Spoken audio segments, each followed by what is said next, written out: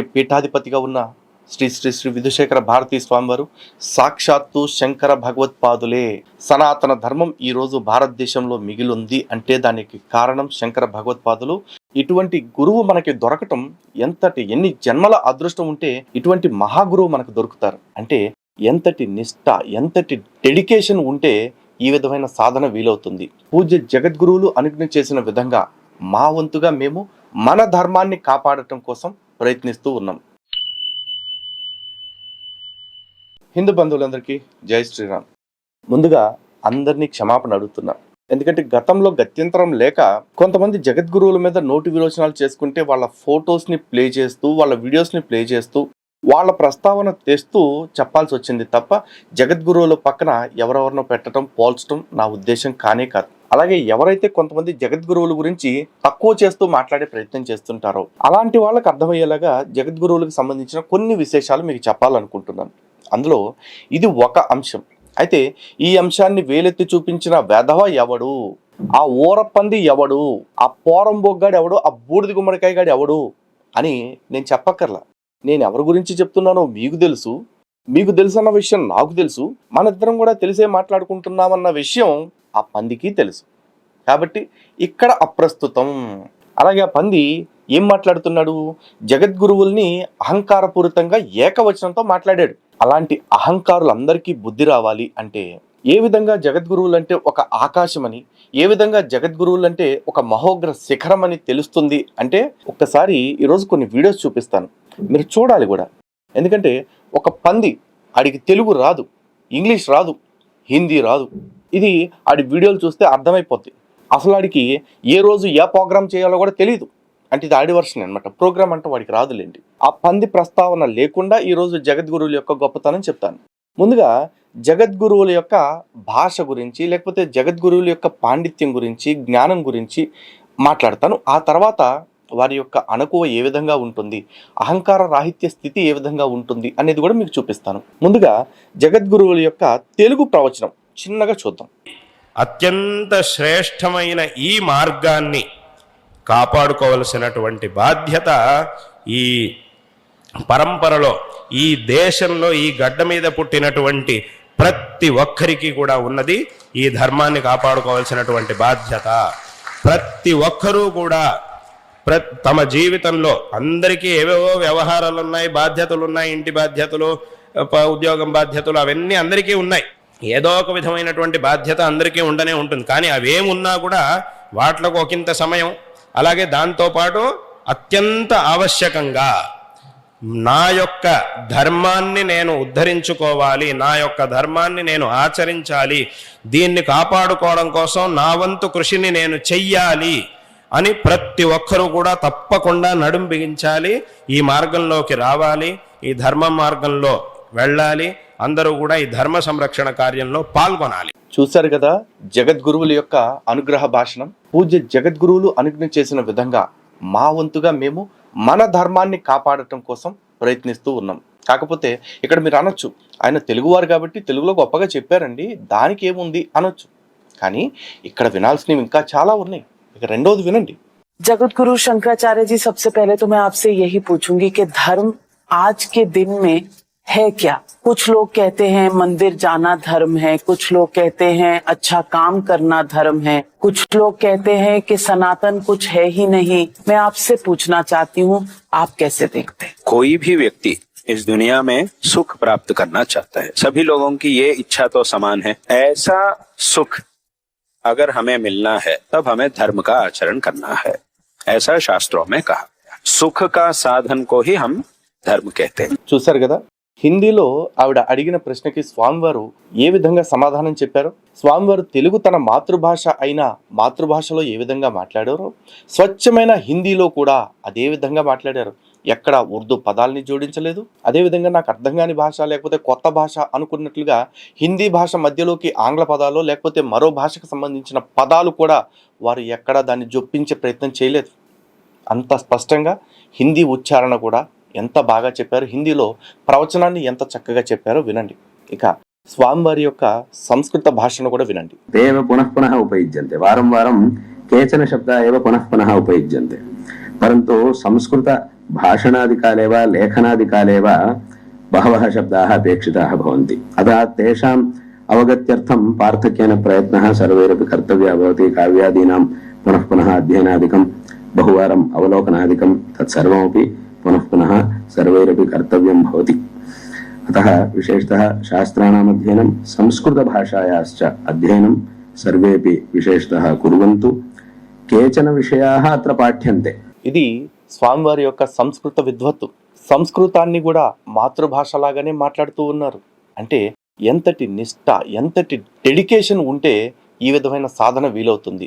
ఊరికే జగద్గురు అనగానే ఎవడో శ్మశానం ఎర్రప్పగడి ఇచ్చేస్తే దాన్ని పెట్టేసుకుని తోకలాగా తగిలించుకోవటానికి, లేకపోతే ఎవడో రాసి పెట్టాడు కదా అని చెప్పి, ఎవడో బిరుదు ఇచ్చాడు కదా అని చెప్పేసి మహర్షి అని చెప్పేసి, రాజర్షి అని చెప్పేసి ఇష్టారీతిన బిరుదులు తగిలిచ్చేసుకుని తోకల్లాగా వెళ్ళిపోతే కుదరదు. దానికంటూ ఒక యోగ్యత ఉంటుంది. ఆ యోగ్యతని ఈ విధంగా నిరూపించుకోగలగాలి. పరమపూజ్య జగద్గురువుల్ని ఈ లోకమంతా ఇంతలా గౌరవిస్తుంది అంటే వారు పొందుతున్న గౌరవం వెనకాల ఎంతటి కృషి ఉంది, ఎంతటి కఠోర శ్రమ ఉంది, అది గమనించాలి మనం. అయితే చాలా మంది అనుకోవచ్చు, అదేముందండి, తెలుగు మన మాతృభాష, హిందీ మన దేశ భాష, సంస్కృతం మన ధర్మ భాష కాబట్టి సంస్కృతంలో గ్రంథాలన్నీ ఉంటాయి కాబట్టి సంస్కృతం నేర్చుకుని ఉండొచ్చు అనొచ్చు. ఒక్కసారి ಸ್ವಾಮಿವಾರಿ యొక్క ಈ ಪ್ರಸಂಗವನ್ನು ವಿనండి. ಫೋನಲ್ಲಿ ನಿಮ್ಮ ಹತ್ರ ಮಾತಾಡ್ಬೋದಾ ಅಂತ ಬೇರೆ ಕೇಳ್ತಾ ಇರ್ತಾರೆ. ಇಲ್ಲಪ್ಪ ಆ ಥರ ನಾನು ಮಾಡೋಕ್ಕೆ, ಹಾಗಿದ್ರೆ ನಾವು ತಿಳ್ಕೊಳ್ಳೋದು ಹೇಗೆ ಅಂತ.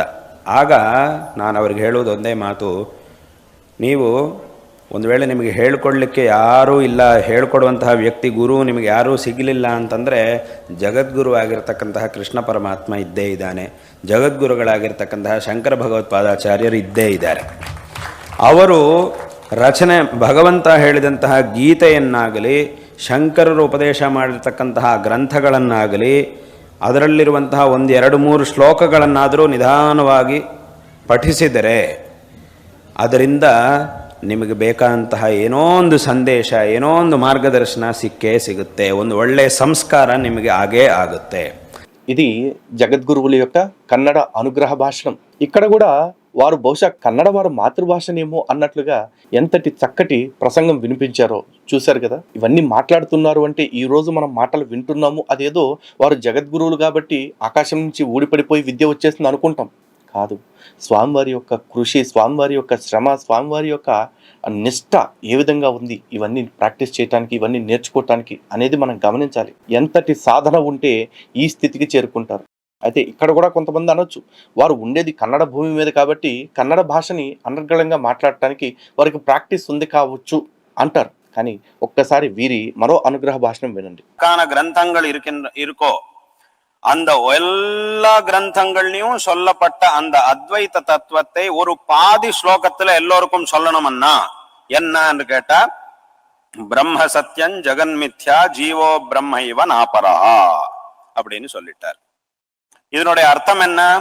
பிரம்மம் ஒண்ணுதான் உண்மை, ஜெகன் மித்யா, இந்த உலகம் என்கிறது மித்யா, ஜீவா இந்த ஜீவாத்மாவாக யார் இருக்கானோ இவன் உண்மையில பரமாத்மா ஸ்வரூபியா தான் இருக்கான். இதுதான் அத்வைத தத்துவம் அப்படின்னு ஒரு வார்த்தையில பகவத்பாதால் சொன்னார். இத கேட்ட உடனே நிறைய பேருக்கு நிறைய கேள்விகள் வந்துட்டு இருக்கு మనసుல. ఇది స్వామివారు తమిళనాడులో చేసిన ప్రసంగము, తమిళ భాషలో చేసిన ప్రసంగము. ఎవరైనా చెప్పండి, ఇప్పుడు తమిళ వారు ఎంత స్పష్టంగా మాట్లాడారో. అంటే స్వామివారు తెలుగు, తమిళము, కన్నడ, హిందీ, సంస్కృతం 5 భాషల్లో అనర్గళంగా ప్రసంగం చేశారు. ఎక్కడ ఒక భాష మాట్లాడుతున్నప్పుడు మరో భాష శబ్దాలు రాకుండా కేవలం సంస్కృత శ్లోకాలు అవసరాన్ని బట్టి వాడటమే తప్ప మరి ఏ ఇతర భాషకి సంబంధించిన పదప్రయోగాలు చేయకుండా మాట్లాడుతూ ఉన్నారు. మరి ఇలాంటి జగద్గురువుల్ని తెలుగు అక్షరాలు, తెలుగు పదాలు కూడా పలకటం రాని ఒక పంది విమర్శ చేసింది. అంటే ఇటువంటి మహాకాశం మీద ఉమ్ము ఉయ్యాలని చెప్పేసి ఒక పంది ప్రయత్నం చేసింది. మరి ఆ పందిని విమర్శించొద్దా? ఆ పందికి బుద్ధి చెప్పొద్దా? బుద్ధి చెప్పటానికి మన హిందూ సమాజంలో వ్యక్తులే లేరా? సో ఇప్పుడు అలాంటి వ్యక్తులు ఎవరెవరైతే ఉన్నారో వాళ్ళందరూ కూడా బయటికి రావాలని, వస్తారని మనస్ఫూర్తిగా విజ్ఞప్తి చేస్తున్నాను. అలాగే జగద్గురువుల యొక్క ఔన్నత్యాన్ని ప్రతి ఒక్కళ్ళు కూడా తెలుసుకోండి. ఇటువంటి గురువు మనకి దొరకటం ఎన్ని జన్మల అదృష్టం ఉంటే ఇటువంటి మహాగురువు మనకు దొరుకుతారు. ఎందుకంటే శృంగేరి పీఠము అంటే ఆషామాషి పీఠం కాదు. ఈ పీఠం గురించి సాక్షాత్తు చాగంటి కోటేశ్వరరావు గారు ఏం చెప్తున్నారో ఒకసారి వినండి. 4 దిక్కుల తూర్పున జగన్నాథులో గోవర్ధన పీఠము, పడమర ద్వారకలో కాళికాపీఠము, ఉత్తరమున బదరికాశ్రమములో జ్యోతిపీఠము ఉంచి సార్వభౌమ పీఠంగా ఈ 3 పీఠాలకి కూడా ఎప్పుడైనా ఏ విషయంలోనైనా సందేహం వస్తే ఆ సందేహాన్ని నివారణ చెయ్యడానికి కావలసినటువంటి సర్వసమర్థులైనటువంటి పీఠాధిపతులు వ్యాఖ్యాన సింహాసనాధీశ్వరులై అధిష్ఠించాలని నియమం చేసి దక్షిణమున శృంగగిరిలో పీఠాన్ని నెలకొల్పినటువంటి మహాపురుషులు శంకర భగవత్పాదులు. చూశారు కదా, భారతదేశ వ్యాప్తంగా చతురామ్నాయ పీఠాలని శంకర భగవత్పాదులు స్థాపిస్తే ఆ చతురామ్నాయ పీఠాల్లో సార్వభౌమ పీఠం ఈరోజు మనకుంటున్న శృంగేరి. అటువంటి సార్వభౌమ పీఠాన్ని అధిరోహించి ఉన్న పీఠాధిపతుల దర్శనం చేసుకుంటే చాలు మన జన్మ ధన్యమైపోయినట్లే. అటువంటి పీఠాధిపతుల గురించి ఎవడెవడో ఏదేదో మాట్లాడుతూ ఉంటే మనం తిరిగి కౌంటర్ ఇవ్వకపోతే మనం హిందూ అని చెప్పుకొని కూడా వృధా. అయితే మరి అంతటి పీఠం మీద ఉన్న పీఠాధిపతి అంటే ఎలాంటి లెవెల్ చూపించాలి, ఎలాంటి లెవెల్ ఉంటుందో తెలుసా అసలు మీకు ఎవరికైనా? ఒక్కసారి మీకు కొన్ని విజువల్స్ చూపిస్తాను, ఇవి చూడండి.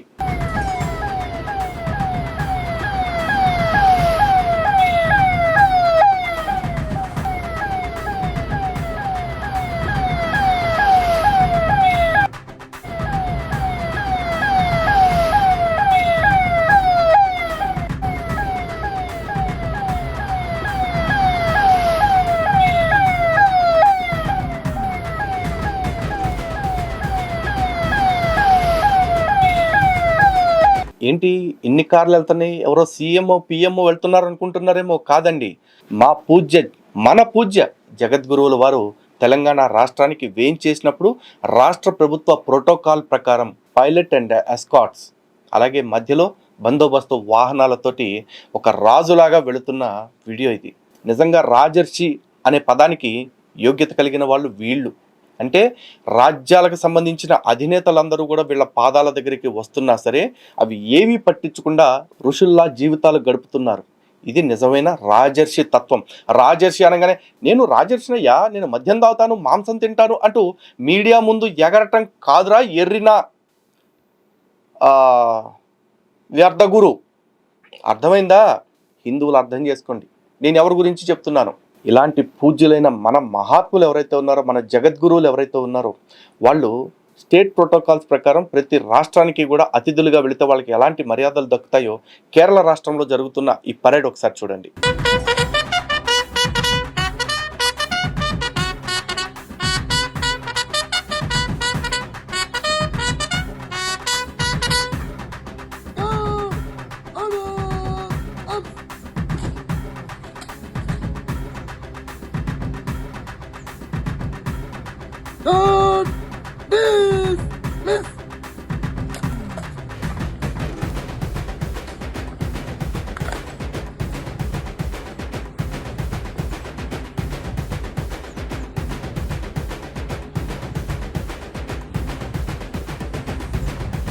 ఈ గార్డ్ ఆఫ్ ఆనర్ ఎక్కడ అనుకుంటున్నారా?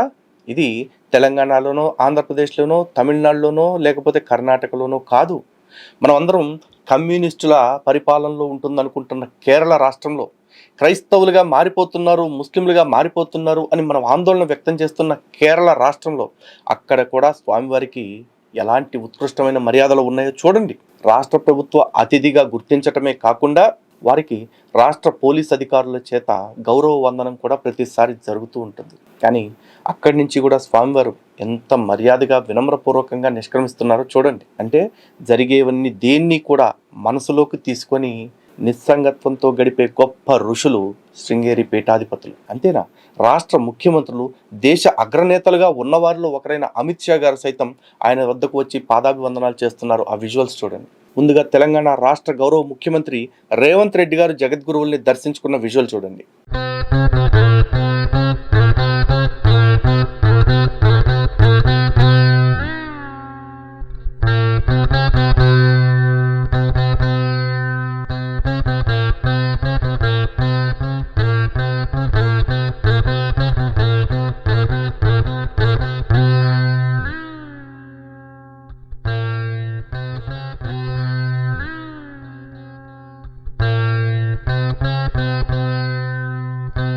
చూశారు కదా, ఇది ముఖ్యమంత్రులు సైతం జగద్గురువులకి ఇచ్చే మర్యాద, ఆ స్థానానికి, ఆ పీఠానికి ఇచ్చే మర్యాద.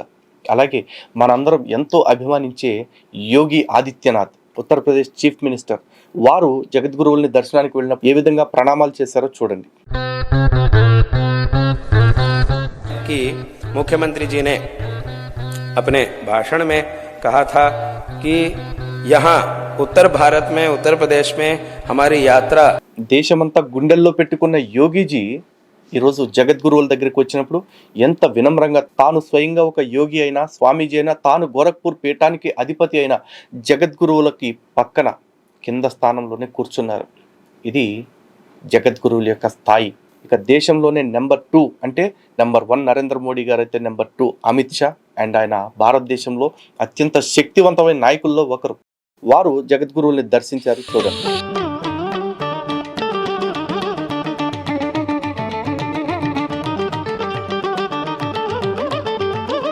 చూసారా జగద్గురువుల యొక్క హుందాతనము, జగద్గురువుల యొక్క నిష్ఠ ఏ విధంగా ఉంటుందో.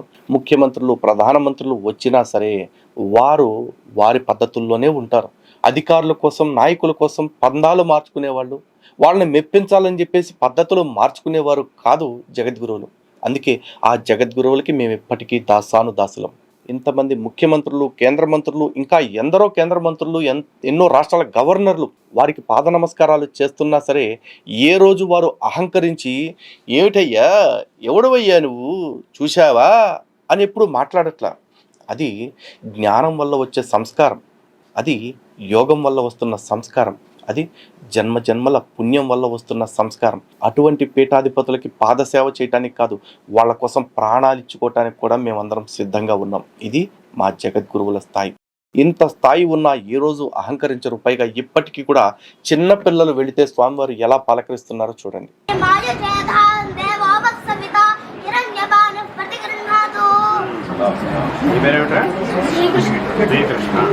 అది జగద్గురువులు అంటే. వారికి ఎవరి పట్ల ఏ విధంగా వ్యవహరించాలి, ఎవరితో ఎలా ఉండాలో అన్ని స్పష్టంగా తెలుసు. చిన్నపిల్లలకి చెప్పాల్సిన విధంగా, వారితో వ్యవహరించాల్సిన విధంగా చేస్తారు. దేశాధినేతలు వస్తే వారితో ఎలా వ్యవహరించాలో, వారితో ఎటువంటి హుందాతనం మెయింటైన్ చేయాలో అవన్నీ కూడా జగద్గురువులకి కరతలామలకం. ఇంత చేస్తున్న నిత్య నైమిత్తిక కర్మలు ఏవైతే ఉంటాయో వాటిలో దేన్ని విడిచిపెట్టరు జగద్గురువులు. వారు నిత్యం చేసే పూజల్లో చంద్రమౌళీశ్వర ఆరాధన అత్యంత ముఖ్యమైనది. దాన్ని ఎంత నిష్టగా చేస్తున్నారో, ఆ తర్వాత అమ్మవారికి సంబంధించిన పూజల్లో తంత్ర విధానాన్ని ఎంత స్పష్టంగా, ఎంత నిష్టగా చేస్తున్నారో ఒకసారి మీరు చూడండి.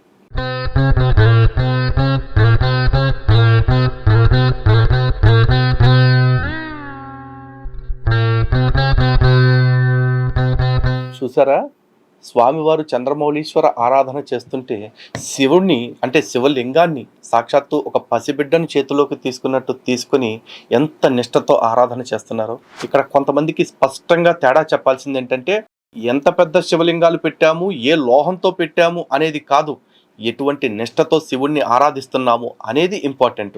ఊరికే చెంబులు తీసుకుని నీళ్ళు ఎట్లా చెంబులు పోసేస్తే శివుడి మీద అది అభిషేకం అవ్వదు. లేకపోతే ఫైర్ ఇంజన్లు పెట్టుకుని కొడితే అది అభిషేకం అవ్వదు. నేను ఎవరి గురించి మాట్లాడుతున్నానో మీకు తెలుస్తుంది, ఆ విషయం నాకు తెలుస్తుంది.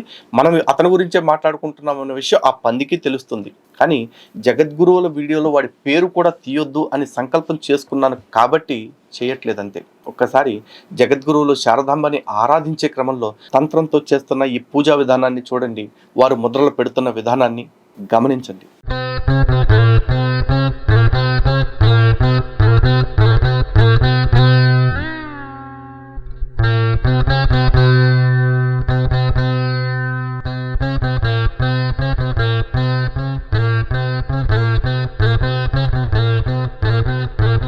ఇది స్వామివారి యొక్క స్థాయి. ఇటువంటి వారిని కొంతమంది విమర్శిస్తూ ఉన్నారు, మనం దాన్ని పట్టించుకోకుండా వదిలేస్తూ ఉన్నాం. మీకు తెలుసా, సనాతన ధర్మం ఈరోజు భారతదేశంలో మిగిలింది అంటే దానికి కారణం శంకర భగవత్పాదులు. ఆ శంకర భగవత్పాదులు వారు భారతదేశం నలుమూలలా ఏర్పాటు చేసిన ఈ 4 పీఠాలు. అటువంటి 4 పీఠాల్లో సార్వభౌమ పీఠం శృంగేరి అయితే ఆ శృంగేరి దక్షిణ భారతదేశంలో ఉంది. దక్షిణ భారతదేశం మొత్తానికి అంటే దక్షిణ ఆమ్నాయ భాగం ఇది. అంటే ఈ దక్షిణ భారతదేశం అంతటా కూడా వేదాన్ని కాపాడాల్సిన బాధ్యత, ధర్మాన్ని నిలబెట్టాల్సిన బాధ్యత ఈ జగద్గురువులది శృంగేరి పీఠాలపైన ఉంది. వారు శాస్త్ర ప్రకారమే మాట్లాడతారు, వైదికాన్నే మాట్లాడతారు. మీకు నచ్చేలాగా వేదాన్ని భ్రష్టు పట్టించేలాగా, వేదాన్ని పక్కదారి పట్టించేలాగా ఒక్కనాటికి కూడా ఈ దొంగల గురించి లేకపోతే ఈ బ్యాడ్ బాబాస్ గురించి మాట్లాడరు. వాళ్ళు ఎవరైనా కానీ అటువంటి శృంగేరి పీఠానికి డెడికేట్ చేసిన మహావాక్యం అహం బ్రహ్మాస్మి. ఆ అద్వైతాన్ని అర్థం చేసుకోవాల్సిన బాధ్యత ప్రతి హిందువు పైన ఉంది. ప్రతి ఒక్కళ్ళు కూడా మీ జీవితంలో ఎప్పుడు అవకాశం ఉంటే అప్పుడు శృంగేరికి వెళ్ళండి. శృంగేరి జగద్గురువుల యొక్క ఆశీస్సులు తీసుకోండి. శృంగేరి పీఠాధిపతి ఆశీర్వదించారు అంటే సాక్షాత్తు అమ్మవారు ఆశీర్వదించినట్లే. అలాగే ఇప్పటి పీఠాధిపతిగా ఉన్న శ్రీ శ్రీ శ్రీ విధుశేఖర భారతీ స్వామివారు సాక్షాత్తు శంకర భగవత్పాదులే.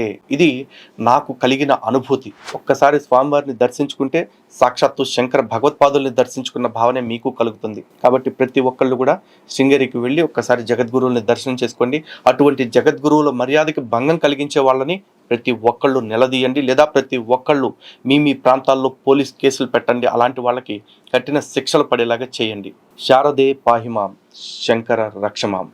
జై శ్రీరామ్. భారత్ మాతా కీ జై.